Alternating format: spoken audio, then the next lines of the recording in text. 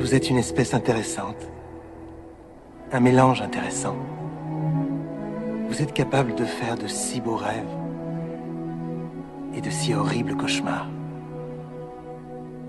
Vous vous sentez si perdu, si isolé, si seul. Mais vous ne l'êtes pas. Tu vois, dans toutes nos recherches, la seule chose que nous ayons trouvée qui rende la vie supportable, c'est l'autre. Que se passe-t-il maintenant? Maintenant, tu rentres chez toi. Chez moi? Mais... j'ai tant de questions. Est-ce qu'on va revenir? C'était juste un premier pas. Leur venue, tu en feras un autre. Mais il faut que les autres gens voient ce que j'ai vu. Ils ont besoin de voir. C'est ainsi que ça se passe depuis des milliards d'années. Mais Pas à pas, Ellie. Pas à pas, Ellie. Suivez bien les paroles de jardinier et de gardien de cette dimension qu'il lui exprime, alors qu'elle est dans une scénarisation holographique qui lui a avoué, dès le début de leur rencontre sur une plage factice. Nous sommes une espèce intéressante, un mélange intéressant, capable de faire de si beaux rêves et d'horribles cauchemars. Mais qui déclenche les deux situations dans cette ferme et usine à louche de production d'énergie permanente au juste? Qui met en scène les scénarios au quotidien qui nous font réagir pour s'en nourrir? Ceux qui croient encore au hasard n'ont aucune idée du codage de notre réalité et d'ailleurs ne s'y intéressent même pas. Ce sont les figurants en carton qui valident toutes les synchronicités du prétendu hasard scripté autour de nous depuis toujours. L'autre, c'est-à-dire autrui, est la seule chose qui rend la vie supportable selon lui. À traduire par « si tu n'interagis pas avec d'autres personnages de la pièce qu'on t'a dédié, si tu ne rejoins pas les égrégores qu'on t'a construits, ne suis pas les modes, les mouvements et les cubes de bonheur ou de malheur de ta prison dorée en apparence, joueur ou non joueur de cette pièce de théâtre, tu es foutu, tu te suicides ou tu es inutile au jeu lui-même puisque tu ne participes plus. Tu seras malheureuse, la vie te paraîtra insoutenable. Ah bon? Pourquoi donc? Si tu as encore ton propre libre arbitre? Cette scène du film Contact à la fin est très révélatrice. Je me rappellerai toujours des paroles de feu Jerry Zetlin, avec qui j'ai correspondu avant son décès. Pendant un bon moment, un ancien du projet SETI, d'observation bidon de l'espace, avec les grandes paraboles, auxquelles il avait participé et qu'il avait totalement débunké sur son site openseti.org. Ce projet qui captait les signaux de radio CB aux alentours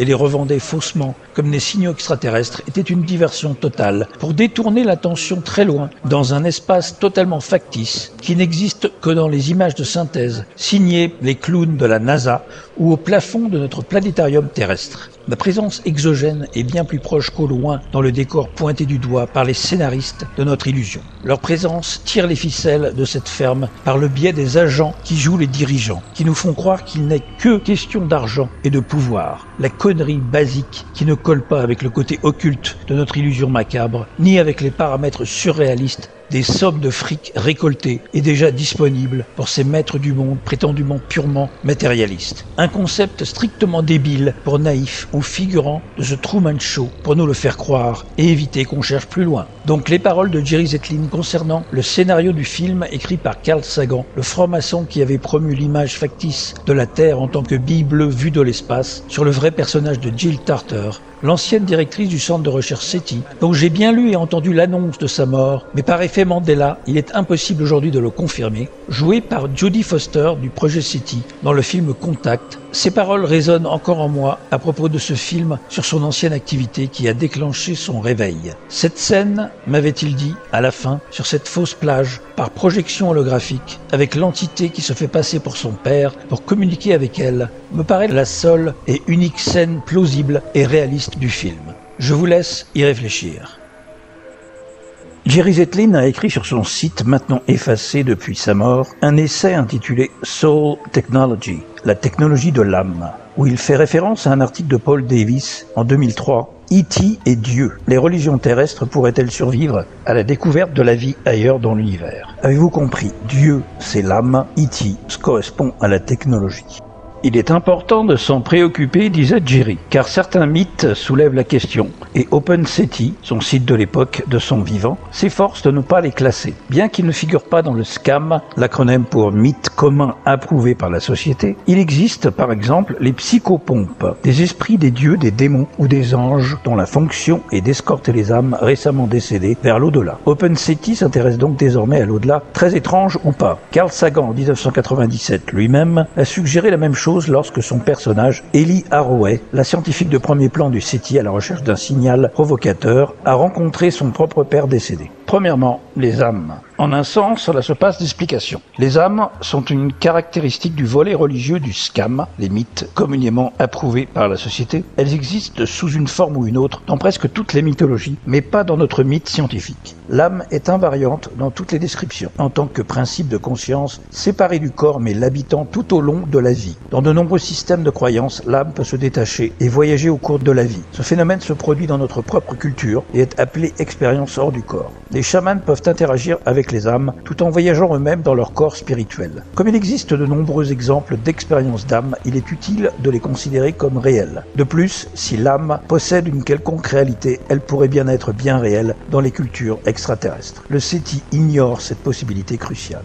Deuxièmement, les psychopompes. Ce sont des êtres qui vivent dans le même espace de réalité que les âmes et qui exercent un contrôle sur elles. On les rencontre également dans notre culture, souvent sous la forme d'extraterrestres gris. Lorsqu'ils sont rencontrés physiquement, ils ont le pouvoir de contrôler le comportement et l'expérience de l'humain. Ils ont également la capacité de sortir l'humain de son corps, autrement dit de le conduire quelque part en tant qu'âme. Troisièmement, la technologie. Des artefacts sont signalés. Dans toutes les cultures, on dit que les psychopompes portent des dispositifs semblables à des baguettes qui, lorsqu'ils sont maintenus contre le front d'un sujet, provoquent une paralysie du corps et une séparation de l'âme.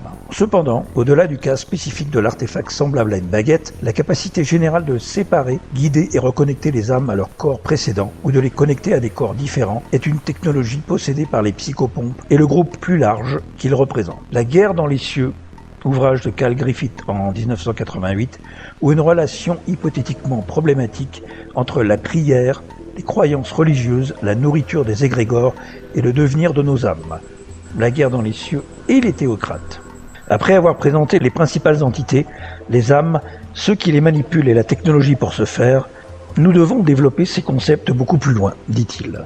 Jerry Zetlin a reproduit dans son intégralité une partie du livre de Cal Griffith. Il s'agit tout simplement d'un dialogue, d'un jeu de questions et de réponses entre Griffith et son correspondant du Collège Invisible sur ce qui arrive à une âme juste après son trépas. Un kit de survie pour l'au-delà en fait. War in Heaven, Guerre aux cieux, consiste en un dialogue entre Griffith et un esprit désincarné qui prétendait appartenir à un groupe se faisant appeler le Collège Invisible.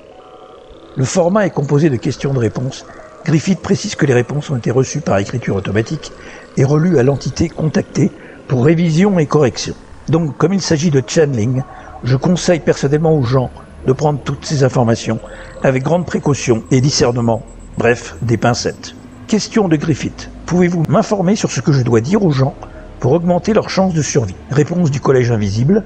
Tous ceux qui se sentent en accord avec l'information contenue dans ce livre devraient faire un effort conscient pour développer leur pouvoir psychique durant leur vie terrestre. Ce sont des connaissances basiques de survie que chaque être humain doit développer et dont les rudiments ne sont pas si difficiles à apprendre. Question. Que peut-on faire pour éviter de se faire abuser? La seule défense valable est d'atteindre un certain niveau d'évolution psychique. Les théocrates sont capables de pratiquer de telles ruses si l'activité psychique du décédé peut être manipulée de l'extérieur par leur transmission télépathique. Si l'âme perçoit activement son environnement astral avec ses propres pouvoirs télépathiques et clairvoyants, elle est généralement capable de distinguer la véritable nature des esprits qui formeront le comité d'accueil. Ce concept est difficile à expliciter en termes humains, mais on peut le traduire en disant qu'ils ont l'air faux, bizarres ou qu'ils dégagent de mauvaises ondes. L'explication la plus simple revient à dire que certains des mécanismes utilisés par les théocrates afin d'asservir d'autres esprits sur le plan astral deviennent perceptibles à tous ceux qui les décodent activement. Question. Cette notion sur l'après-vie est tout à fait nouvelle et va effrayer certains d'entre nous, surtout lorsqu'ils réaliseront que de nombreux amis ou parents décédés risquent de devenir les esclaves d'un groupe théocratique. Que faire si l'on rencontre sa mère ou une autre personne aimée sur le plan astral? Réponse. Une règle importante, gardez vos distances. Ne laissez aucun autre esprit vous toucher tant que vous restez sur le plan astral. Les esprits libres communiquent rarement par télépathie. Ils ne s'approchent pas des autres esprits, même lorsqu'ils les aident durant leur processus de réincarnation, mais ils leur parlent. Souvenez-vous, parler, mais ne pas toucher. Ces thèmes feront l'objet d'autres débats au-delà de ce film.